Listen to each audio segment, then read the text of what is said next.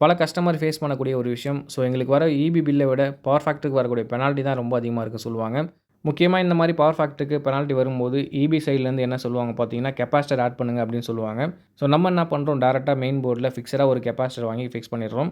இப்படி பண்ணும்போது நம்மளுக்கு பவர் ஃபேக்டர் இம்ப்ரூவ் ஆகுமா கேட்டீங்கன்னா, கண்டிப்பா இம்ப்ரூவ் ஆகாது. இதனால பவர் ஃபேக்டர் பெனால்ட்டி குறையுமான்னு கேட்டீங்கன்னா, கண்டிப்பா குறையாது. ஸோ பவர் ஃபேக்டர் பெனால்ட்டி வரத விட கண்டிப்பா அதிகமா தான் வரும். கண்டிப்பா உங்களுக்கும் இந்த மாரி பவர் ஃபேக்டருக்கு பெனால்ட்டி வருது அப்படின்னா, ஸோ கெப்பாசிட்டர டைரக்ட்டா மீட்டர் போர்டில ஃபிக்ஸடா வந்து ஃபிக்ஸ் பண்ணாதீங்க.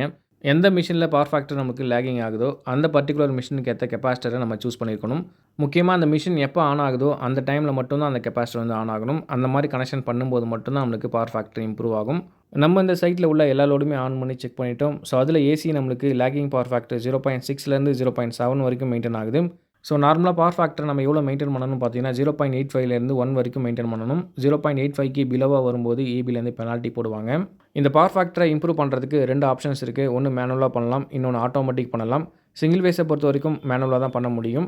நம்ம இந்த சைட்டுக்கு ஆட்டோமேட்டிக் பண்ணல. ஸோ மேனுவலாவே நம்ம கரெக்ஷன் பண்ணி குடுத்துட்டோம். ஆட்டோமேட்டிக் காஸ்ட் வைஸ் அதிகமா வரும்ன்றதுனால மேனுவலாவே பண்ண சொல்லிட்டாங்க. ஸோ நம்மளும் மேனுவலாவே கரெக்ஷன் பண்ணி குடுத்துட்டோம். இப்போ நமக்கு பவர் ஃபேக்டர் 0.89 மெயின்டெயின் ஆகுதுங்க.